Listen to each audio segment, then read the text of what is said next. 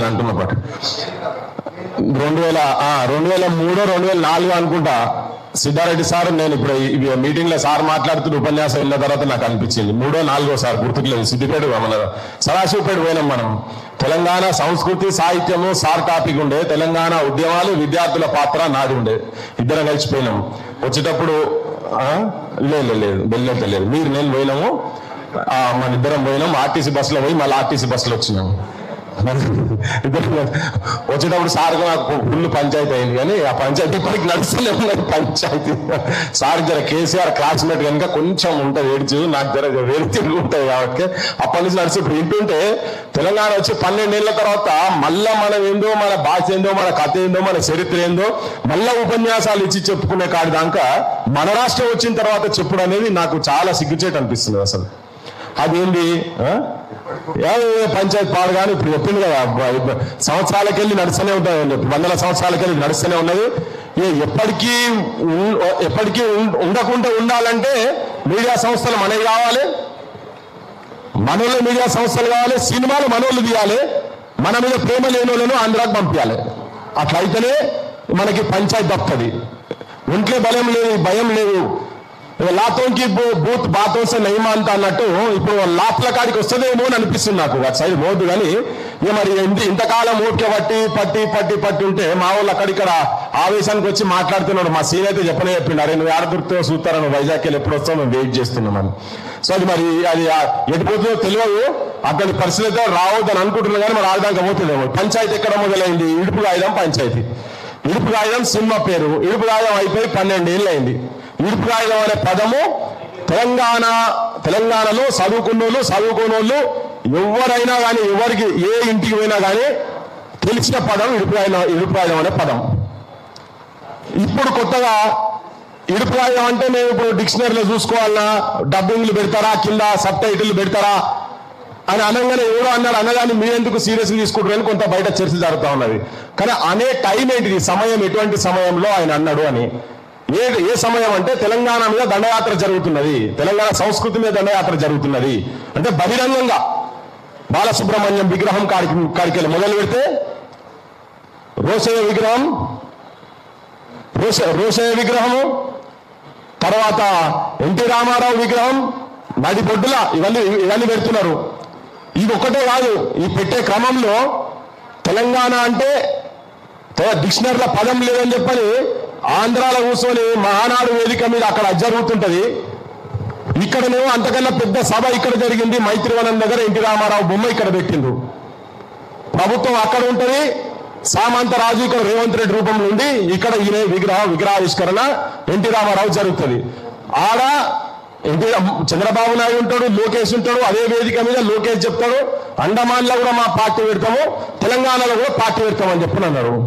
ఇది ఇక్కడితో ఆగక సంబరంగా మనం పండుగ చేసుకునే టైంలో మనం అంతా ఎన్నో ఏళ్ల తర్వాత, ఎన్నో త్యాగాల తర్వాత, కొన్ని వందలాది మంది బలిదానాల తర్వాత వచ్చిన రాష్ట్రాన్ని మనము సంబరంగా పండుగ వాతావరణం ఉండే టైంలో ఒక దుర్మార్గుడు పవన్ కళ్యాణ్ అనే రూపంలో వచ్చి, నిజంగా వాడు దండయాత్ర చేసినట్టుగానే వచ్చి, ఇప్పుడు ఈ మీటింగ్ లో కూర్చున్న వాళ్ళందరూ మన ఉగ్రవాదులమే. ఆయన దాంట్లో ఆయన భాషలో ఉగ్రవాదుల మీటింగ్ రౌండ్ టేబుల్ నడుస్తున్నట్టు ఇక్కడ కూర్చొని ఆయన మళ్ళీ అయ్యా జాగిరా ఎవడన్నా సంబరానికి ముచ్చడన కనీసం తెలంగాణ వచ్చినందుకు మీ అందరికీ శుభాకాంక్షలు తెలుపుతున్న 13వ నోట్లకెళ్ళి రాలే. పవన్ కళ్యాణ్ అంటే నోట్లకెళ్ళి రాలే. కొద్దిగానైనా నీకు ఇంగిత జ్ఞానం ఉండి ఒక రాష్ట్రానికి ఉప ముఖ్యమంత్రి అయిన తర్వాత ఇంకో రాష్ట్రం దగ్గర పోయిన తర్వాత కనీసం ఆ మాటలు ఇవి రెండుతో ఆగలే. పాస్పోర్ట్లు కావాలన్నా, ఇండియా పాకిస్తాన్ లెక్క విడగొట్టిండ్రు. ఇవన్నీ ఈ నేపథ్యం అంతా, దీని వెనకాల ఇవన్నీ నేపథ్యం జరిగింది కాబట్టి ఇవాళ పదానికి, ఆ ఉడిపిరాజం అనే పదానికి దానికి ఒకడు పెట్టిందా 10 మంది పెట్టిందా, దాని వెనుక ఎవరున్నారు ఏందనేది పక్కకు పెడితే తెలంగాణ భాష మీద, తెలంగాణ సంస్కృతి మీద, తెలంగాణ జీవన విధానం మీద గానమా తెలంగాణమా జనగానమా మా ప్రాణమా, మా ప్రాణంగా బ్రతుకుతున్నటువంటి తెలంగాణ పదమే, తెలంగాణ వాదం నినాదమే ప్రాణంగా బ్రతుకుతున్నటువంటి వాళ్లకు ఇది ఒక హెచ్చరికలకు లెక్క. వాళ్ళు క్వశ్చన్ చేస్తున్నారనే అభిప్రాయం వచ్చే ఇలా మేము మాట్లాడుతూ ఉన్నాం. ఇవన్నీ తెలంగాణ సమాజానికి తెలవాలి, ఆంధ్ర ప్రాంతం అని కూడా తెలవాలి. మంచిగా రాసిండు. నేను ఆ పదం గురించి చెప్పేటందుకు చెప్తున్నా. కృష్ణ గోదావరులు కుడి ఎడమ పారగా గోల్కొండ తలపైన కిరీటమై మెరువగా త్రిలింగాల నేల తెలంగాణమై భరతమాతాలుదుట సింధూరమై పాడరా పాడరా మన పాట జన తెలంగాణమని ప్రతి నోట జన తెలంగాణమని ప్రతి నోట. తెలంగాణ అంటే ఏంటిదో కాకతీయుల కాలం నుంచి 3 ఎంత త్రిలింగాల నేల, ద్రాక్షారామం, శ్రీశైలం, కాళేశ్వరం, ఈ 3 లింగాల మధ్య ఉన్నటువంటి ప్రాంతాన్ని అప్పుడు త్రిలింగ దేశం అనేది అదే కాలక్రమేణా తెలంగాణమైంది. తెలుసుకోండి. మీకు లేదు, నేను చెప్తున్నా. తెలంగాణ తల్లి మా తల్లి, తెలుగు తల్లి మా తల్లి, మీది ఆంధ్ర మాత, మీ ఆంధ్ర మాత యాడునో ఎత్తుకోపండి. ఆంధ్ర ప్రాంత పాలకులకు చెప్పదలుచుకున్న గడికోసారి తెలుగు మాది. ఇప్పుడు చెప్పిండు కదా సిద్ధారెడ్డి సార్, చాలా ఉదాహరణలు చెప్పిండు. మీ ఏ చర్చకు వస్తారో రాండి, మీ దగ్గర ఎంత పాండిత్యం ఉన్నదో. మరి మా దగ్గర కూడా 2-3 ఉన్నారు సాల్ వాళ్ళు. మీరు 100 మంది వస్తే కౌరవ సేన మీది, పాండవ సేన మాది. రాండి, ఏ చర్చకు వస్తారో ఎక్కడికి వస్తారో తెలుగు మీద కానీ, తెలంగాణ మీద కానీ, తెలంగాణ చరిత్ర మీద కానీ, తెలంగాణ సాహిత్యం మీద కానీ, తెలంగాణ జీవన విధానం మీద కానీ. పెన్నులకు నీళ్లు పోసి పెడితే గల్లులో లేసేటువంటి ప్రాంతం మా ప్రాంతం. ఇది పోరాటాలు కానీ, తిరుగుబాట్లకు కానీ, ఎక్కడ ఎన్నికబోడు కానీ ఇటువంటి జరగనటువంటి ప్రాంతం. ఇదంతా తెలుసుకోవాల్సిన అవసరం మీ ప్రాంతం వాళ్ళకున్నది కనుక తెలంగాణ తల్లి మళ్ళీ చెప్తున్నా, చాలా మందికి తెలంగాణ తల్లి మనది. వాళ్ళు చెప్పుకుంటుండ్రు, రేపటి నుంచి మీరు విగ్రహాలు ఏదైనా పెట్టుకుంటే ఆంధ్ర మాత విగ్రహాలు పెట్టుకోండి. మీకు తెలుగుకు మీకు తెలంగాణకు సంబంధం లేదు. ఆ విగ్రహాలు మాయి, మేము పెట్టుకుంటాం. దాని ఓనర్షిప్ మాది. నేను సార్ కరెక్టేనా? బరాబర్ చెప్పదలుచుకున్నాం మేము తెలంగాణ సమాజం తరఫుకెళ్ళి.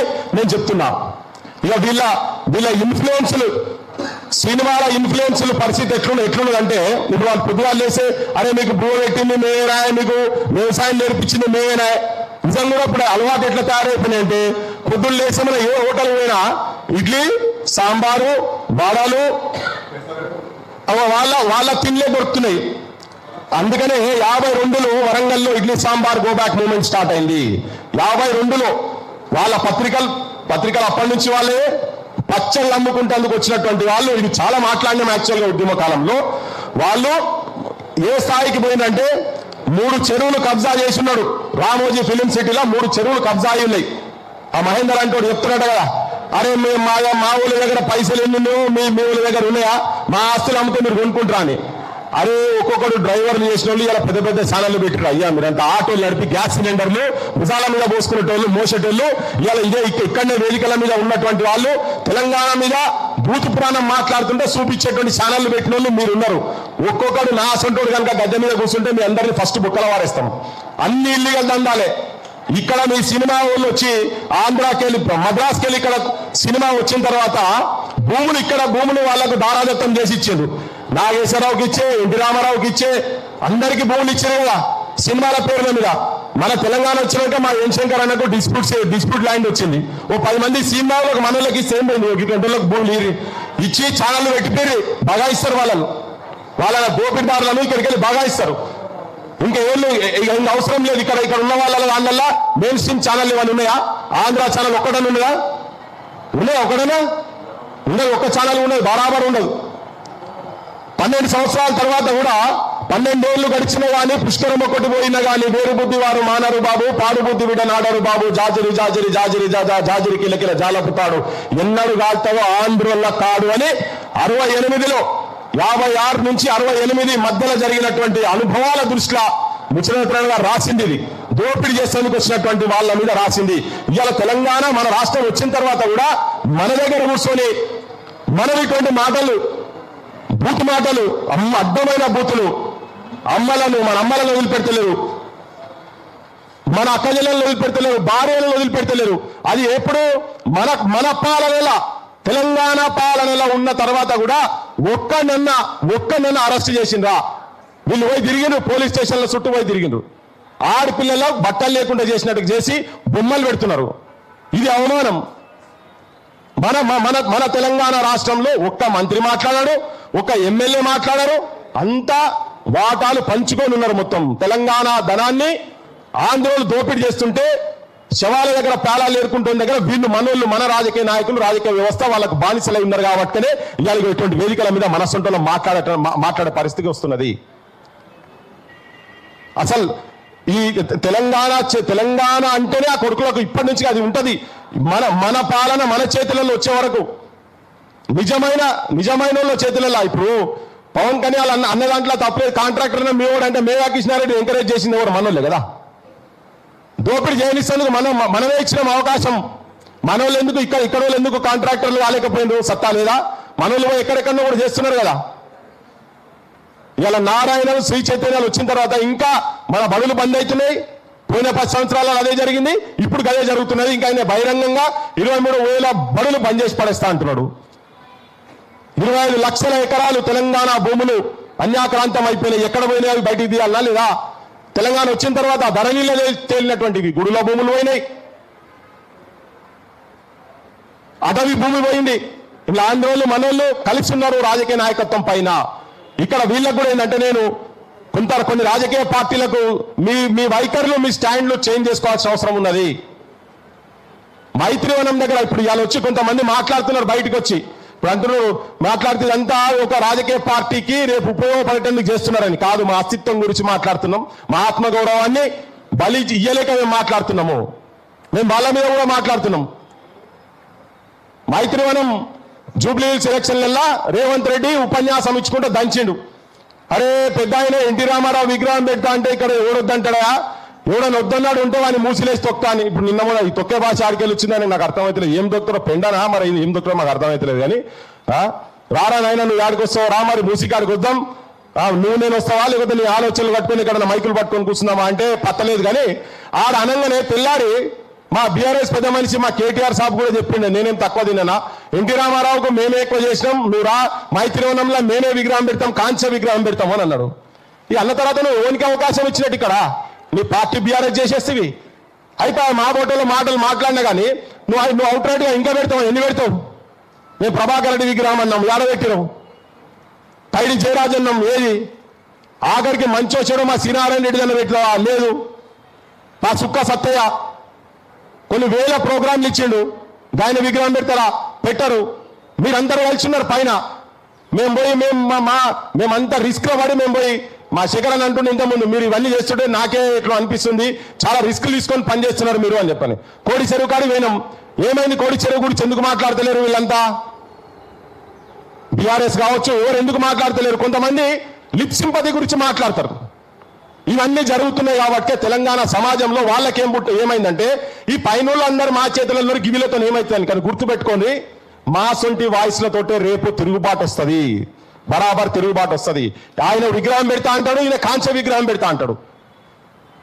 తనకు సంబంధించిన వాళ్ళు వీళ్ళు మైకులు పట్టుకొని కూర్చుంటారు. పాండే మా ముఖ్యమంత్రిని మెడ నరుకుతామంటే మేము అందరం ఉన్నాము. వాళ్ళు 100 మంది కౌరవులు అయితే అప్పుడు చెప్పిండు, ధర్మరాజు చెప్పిండట, ఇదే వేదిక మీద చెప్పిండు ఒక పెద్ద మంచి సారు. ఏమంటాడంటే ఆంధ్రోళ్ళ కాడికి వస్తే లేకపోతే మా పాలకుల కాడికి వస్తే 100 మంది కౌరవులు ఉంటే మేము పాండవులం 5 మంది ఉన్నా కానీ వాళ్ళకు ప్రాబ్లం వస్తే మా ముఖ్యమంత్రికి వచ్చినా కానీ మేము ఉంటామని. మరి మా ఓటర్లు మాట్లాడినప్పుడు ఆడవా? మా ఓటర్లు మాట్లాడినప్పుడు ఏడును మేము ఈ విగ్రహాలు బాలసుబ్రహ్మణ్యం విగ్రహం గురించి మాట్లాడే రోజు మీ నోరులో ఏమైనా రాజకీయ పార్టీలకు ఉపయోగపడేటందుకు కాదు. తల్లి తెలంగాణ ఏడుస్తున్నది. అమరుల కుటుంబాలను ఘోరంగా బూతులు తిడుతున్నప్పుడు కూడా మీరు నోరు మూసుకొని కూర్చున్నారు. ఒక్క నాయకుడు కూడా కనీసం వాళ్ళ ఇళ్ల కాడికి పోయి పరామర్శించి వాళ్ళతో కూర్చొని మీ ఎంబడి మేము ఉన్నాం, ఎవర్రా మాట్లాడేది, మీరు హైదరాబాద్లో ఎట్లుంటారా అని చెప్పిన ఒక్కడన్నా మాట్లాడిందా? నేను అందరు నడుతున్నా బీఆర్ఎస్ వాళ్ళ ఎమ్మెల్యేలు ఓపెన్ గా మాట్లాడుతున్నా, నేను బీజేపీ గురించి కూడా మాట్లాడుతున్నా. మార్వాడేళ్ళు ఎక్కడికి వెళ్ళి వచ్చి ఇక్కడ ఇల్లీగల్ దందాలు చేస్తున్నటువంటి వాళ్ళ చుట్టూ మాత్రం మీరు ఉంటున్నారు, వాళ్ళకు రక్షణ కవచం లెక్క మీరు ఉంటున్నారు. కానీ ఇక్కడ ప్రాంత ప్రజలకు దందాల కడ పక్కకు కొడేసాయి బూతులాపటందుకనే కనీసం మాట్లాడరా మీరు? మమ్మల్ని ఒక్కరిని కాదు, తెలంగాణలో జ్యుడిషియల్ సిస్టమ్ గురించి అన్నారు. తెలంగాణ సార్ మీరు చూసిన వాళ్ళు వాళ్ళ బొమ్మలు కూడా ఉన్నాయి, మా దగ్గర బొమ్మలు కూడా చూపించినాం. మొత్తం తెలంగాణ ఆడోళ్ళందరూ, ఇక నేను నోటితో కాదు కానీ ప్రతి ఒక్కరిని తెలంగాణ పేరు చెప్పి అంటుంటే అది మా బొట్టలకు బాగా కలిగింది. అందుకే మాట్లాడతాం. మీ అమ్మల గురించి కూడా మాట్లాడిండ్రు. మీ అక్క చెల్లెల గురించి కూడా మాట్లాడిండ్రు. ఎందుకు రోషం వస్తలేదు అర్థమైతలేదు. పైసలు ఏం చేసుకుంటారా? మీ పదవులు పైసలు నెత్తిలో కొట్టుకుంటారా? ఇజ్జత్ పోయిన తర్వాత వాడు ఏడో పూరం పోకూడదు అంటాడు. ఇక్కడికి వచ్చి వాడు సినిమాలో డ్రామాలు చేసాడు. వాడు వచ్చి ఇక్కడ మాట్లాడితే మేమైతే కొట్లాడతాం బరాబర్. మీరు మాట్లాడకపోయినా మేము కొట్లాడతాం. కానీ ప్రజలకు చెప్పేది ఏంటంటే ఇలా మళ్ళీ ఒక కొత్త ముసుగు పట్టుకొని వచ్చి గా పెద్ద మనిషి ఉంటేనే మంచిగా ఉంటుండే, గతమైన ఉంటేనే బాగుంటుండే, కేసీఆర్ సార్ ఉండేది ఇట్లా జరుగునా అని వేదిక మీద మాట్లాడిన కొంతమంది మేధావులకు నేను ఒక సూటి ప్రశ్న అడుగుతున్నా. హరికృష్ణ అంటే ఒక సినిమా ఆర్టిస్టు.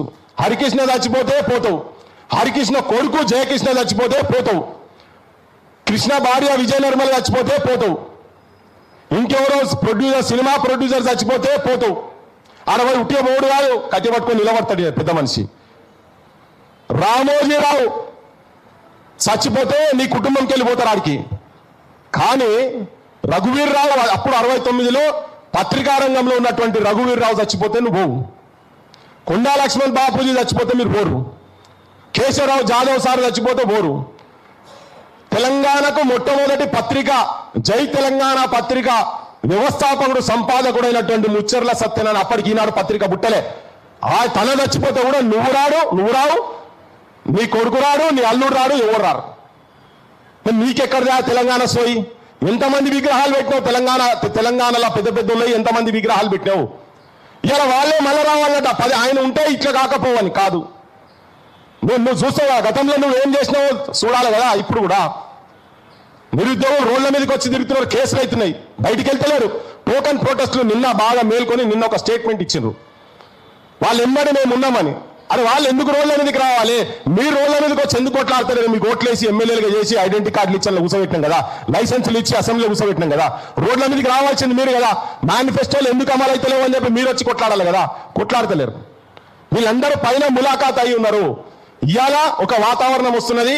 రేవంత్ రెడ్డి ఒక తెలంగాణ వ్యతిరేకి, ఆంధ్ర పాలకుల బ్రోకర్ అనే ఒక బ్రాండ్ రేవంత్ రెడ్డికి వస్తున్నది కాబట్టి దాన్ని రాజకీయంగా ఎట్లా వాడుకోవాలని చెప్పని మళ్ళీ ఒక ముసుగుతో వస్తున్నారు వీళ్ళంతా. వాళ్ళకు నేను క్లియర్ కట్గా చెప్తున్నా, మీరు మీ పదవుల గురించో మీరున్న పొజిషన్లు కాపాడుకుంటేందుకో దయచేసి తెలంగాణ ప్రజలను, తెలంగాణ యువతరాన్ని అటు ఇటు కానియకండి. మీకు నిజంగా పాండవులు కౌరవులు అందరు కలిసి మంది వచ్చి కొట్లాడతానంటే మీరు మా ఓటర్ల మీద ఏమైనా జరిగినప్పుడు కూడా మీరు స్పందించాల్సిన అవసరం ఉన్నది. మీరు స్పందించడం మాకు తాకూడదు. మీరు ఇప్పుడు కాదు, మేము మొదటి నుంచి కూడా మీ అసలు ఆలోచన విధానాన్ని మేము వ్యతిరేకిస్తున్నాం. మాకు మీ అసలు బలం కూడా అవసరం లేదు, మేము భూతం కిందాక. కానీ మీ బాధ్యత ఏంటిది? మీరు అలా ఒక కొత్త ముసుగుతోటి బయటకు వస్తున్నారు కదా, దాన్ని పటాపంచలు చేయాల్సిన అవసరం ఉన్నది తెలంగాణ ప్రజలల్లా. ఇది కూడా ఆలోచించండి, నేను చెప్పేది కూడా ఆలోచించండి. చాలా మంది అభిమానులు ఉండొచ్చు, వాళ్ళకు కూడా అభిమానులు ఉండొచ్చు. కానీ నేను నిజమైన తెలంగాణ అభిమానులుగా ఆలోచన చేయండి అని చెప్తా ఉన్నా. నేను సమస్య ఎక్కడొచ్చినా అందరూ ఒక్కొక్క దగ్గర ఉండాలి. అది మా సమస్య కాదు కదా. కోడి చెరువు ఏమైతే మాకేం మాకు సమస్యనా? దండయాత్ర చేసి ఇక్కడికి వస్తే ఉగ్రవాదులు అంటే అందరిని అన్నట్టే కదా. కేసీఆర్ కాడికి వెళ్ళి మొదలు పెడితే మా నాయన అన్నట్టే, ఇక్కడ వేదిక మీద ఉన్న వాళ్ళు అందరిని అన్నట్టే కదా. మరి అన్నప్పుడు మీరు ఎందుకు కుట్టి కూర్చుంటున్నారు? ఒక పార్టీ ప్రోగ్రామ్ గా టేకప్ చేయాలి కదా. కోడి చెరువు కాడికి వచ్చి కూర్చోవాలి కదా అందరూ. బీఆర్ఎస్ ఎమ్మెల్యేలు, బీజేపీ ఎమ్మెల్యేలు పోయి కోడి చెరువు కరెక్టా కాదా అని అన్నాడు. వీళ్ళు వచ్చి మా మీద దండయాత్ర చేసినట్టు వచ్చిండు, ట్రెస్ పాస్ చేసిండు అన్నారు కదా. అది వాస్తవము కాదు. మా మీద కేసులు పెట్టాలి, నా మీద, రఘు మీద, సీను మీద, మా టీం అందరి మీద కేసులు పెట్టాలి. లేకపోతే పవన్ కళ్యాణ్ మీద కేసులు పెట్టాలి. పవన్ కళ్యాణ్ ఉట్టి మాట మాట్లాడలే. ఉట్టి భూమి పంచాయతీ కాదు, ఇది ఆధిపత్య పంచాయతీ, ఆధిపత్య పోరు పంచాయతీ, ఉట్టి సినిమా పంచాయతీ కాదు. ఇక్కడికి వెళ్ళి వాళ్ళు చూపిస్తున్నారు. ఒక జర్నలిస్ట్ ను, ఇక్కడ సంబంధించిన జర్నలిస్ట్ ను దొంగ కేసులు పెట్టించి తీసుకొని పోయి ఆ సాయి చచ్చిపోయినట్టు ఇలా ఆ వెంకటరామరెడ్డి కూడా ఇవాళ వరకు చచ్చిపోతుండే కావచ్చు. 3 నెలలు 4 నెలలు అవుతుండే కావచ్చు. మేమందరం అడ్డుకోకపోతే ఇప్పటికే చచ్చిపోతుండే. అందరం ఉన్నవారు శంకర్తో సహా మేమందరం అది కూర్చొని కలవడినాం. రాకేష్ అందరం కలవడినాం, ఆపినాం. ఇంత విచ్చలవిడిగా జరుగుతుంటే అసలు తెలంగాణ ఆత్మగౌరవం అసలు ఏం లేకుండా పోయి మరి వాళ్ళకెందుకు నిద్రపడతలేదు అవసరం అర్థమైతలేదు. అనని మాట అన్నట్టుగా పెట్టి ఎఫ్ఐఆర్లు తయారు చేసుకొని ఇక్కడ పెడుతున్నారు కదా. అది ఇక్కడ పెట్టి ఇక్కడ సినిమా తీసుకుంటా, అది హీరోయిన్ ఎవరైనా ఉండని, స్టార్లు ఎవరైనా మనకు సంబంధం లేదు. ఇప్పుడు వచ్చే టైంలో వాళ్ళు చెప్పేటువంటి ఆ ఇడుపు కాగితం అనే పదాన్ని తీసుకొని కూడా మాత్రం జీర్ణించుకోలేని స్థితిలో వాళ్ళు ఉన్నారు. ఇలా ఓట్లు కూడా ఇక్కడ అక్కడ 2 జాగాల ఓట్లు పెట్టారు కదా. ఈసారి ఏం చేస్తుందో నాకు తెలియదు. కానీ 5 కోట్లకు అక్కడనే ఉండాలి, ఓటు ఇక్కడనే ఉండాలి. ఇక్కడ పెట్టుకుంటారు, అక్కడ పెట్టుకుంటారు. ఇక్కడికి వస్తే ఇక్కడ లోకల్ బాడీలలో, ఇక్కడ ఎమ్మెల్యేలకు, ఇక్కడ ఎంపీలకు ఈ ఓటేస్తున్నారు, అటు పోయి ఓటేస్తున్నారు, అటు ఓటేస్తున్నారు, వచ్చి ఇక్కడ ఓటేస్తున్నారు. ఇవన్నీ తీయాల్సిన అవసరం కూడా దీని వెంబడి కూడా పడాలి. అసలు లక్షల ఓట్లు మల్కాజ్గిరిలో దాదాపు 9 లక్షల ఓట్లు ఆంధ్రలో ఉన్నాయి. ఇక్కడ మీరు చూడండి, మీరు పోండి, మా వాళ్ళు మస్తు మంది చెప్తున్నారు డబల్ బెడ్రూమ్లు ఇళ్ళట 65-70% ఆంధ్రలోకి ఉన్నాయని చెప్పి ఆ చూస్తున్న ఆఫీసర్ చెప్పిండు. ఎంక్వైరీ చేయాలి కదా, ఈ కొడుకులో ఇక్కడ ఉంటుంది, అక్కడ కూడా ఉంటుంది, మళ్ళీ ఆంధ్రాలో కూడా ఉంటుంది. దీని మీద కూడా చేయాలి. ఇప్పుడున్న గవర్నమెంట్ చేస్తానైతే నాకైతే నమ్మకం లేదు, ఇప్పుడున్న గవర్నమెంట్ చేస్తాను. కానీ నేను ప్రజలకు చెప్తున్నా, ఇది భవిష్యత్తులో మనకి ఇది ఎజెండాగా ఉండాల్సిన అవసరం ఉన్నది. ఇల్లీగల్ గా దందాలు చేస్తున్న వాళ్ళు కావచ్చు. ఇంకొకటి ఏంటంటే ఎట్లా కాపాడవచ్చు తెలంగాణ అని చెప్పేటందుకు సినిమాలు వస్తాయి, ఇంకో 50 ఏళ్ళు 60 ఏళ్ళ తర్వాత కూడా మళ్ళీ మనం వస్తాయి అనేది నాకు అట్లా అవన్నీ అవసరం లేదు. అవన్నీ బక్వాస్. ఒక 5,000 కోట్లు లేదా ఒక 1000 కోట్లతో స్టార్ట్ చేయండి.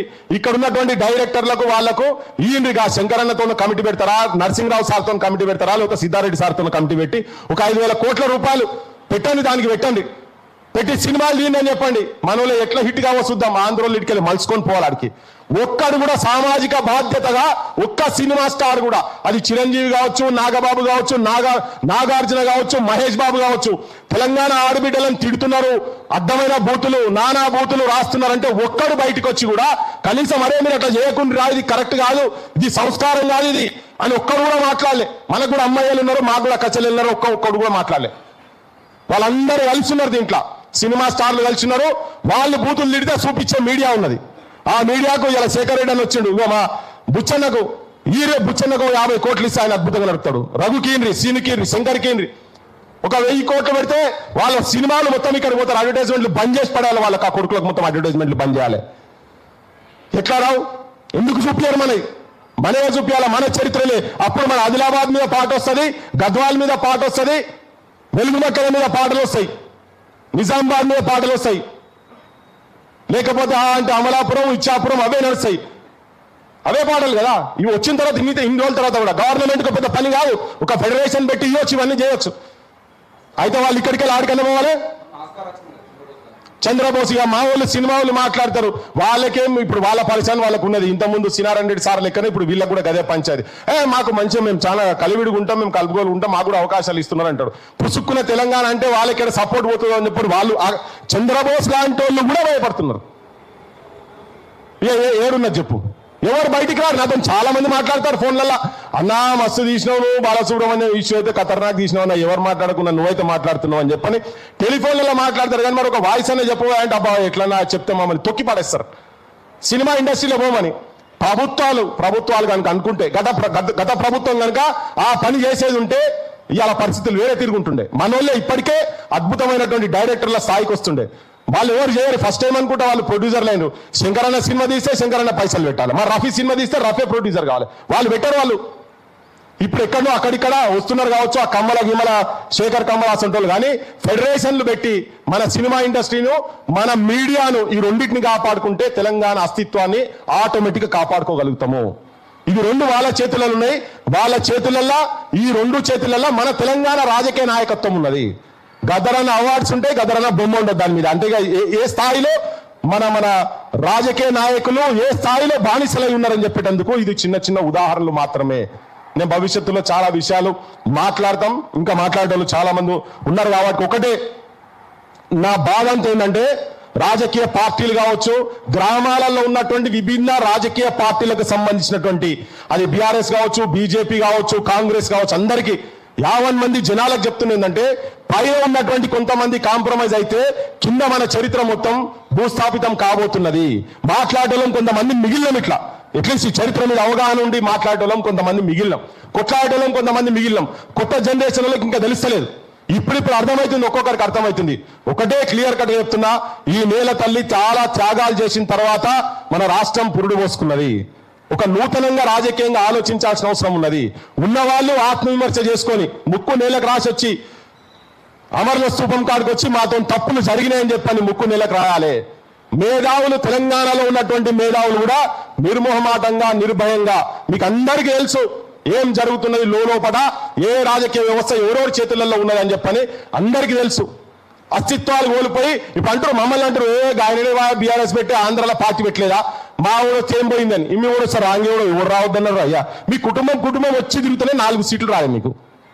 రాజకీయంగా మీరు ఏం చేసేది లేదు. ఈడ ఆడ చెల్లెదు కదా, ఈడ కూడా చెల్లెదు, ఏడ చెల్లెదు మీతో కానే కాదు. ఒకవేళ ఆడ చెల్లె కానీ ఈడ చెల్లెదు, తెలంగాణలో మాత్రం చెల్లదు. అది మీరు పగటికలాలు కంటున్నట్టుగానే, క్యాజువల్స్ ఇన్ ఎయిర్, గాలిలో మెడల్ కడుతున్నట్టుగానే మీరు అని చెప్పి వాళ్ళకు చెప్తూ, మనోళ్ళందరూ కూడా ఒక దగ్గర ఉండాలి. ఇవన్నీ మాట్లాడే ప్రతి ఒక్కరు మాట్లాడిన దాంట్లో అర్థం ఏమున్నదో ఆలోచన చేసి నిజమైన తెలంగాణ అస్తిత్వం గురించి, మన చరిత్రను, మన మూలాలను కాపాడుకునేటువంటి బాటలో ప్రయాణం చేద్దామని చెప్పి మీ అందరికి విజ్ఞప్తి చేస్తూ ముగిస్తున్నా. Thank you. జోహార్ తెలంగాణ మన అమరవీరులకు, జోహార్ తెలంగాణ మన అమరవీరులకు, జై తెలంగాణ. థ్యాంక్ యూ అన్న. నిజంగా మీరు అన్నట్టు ఈ దాడి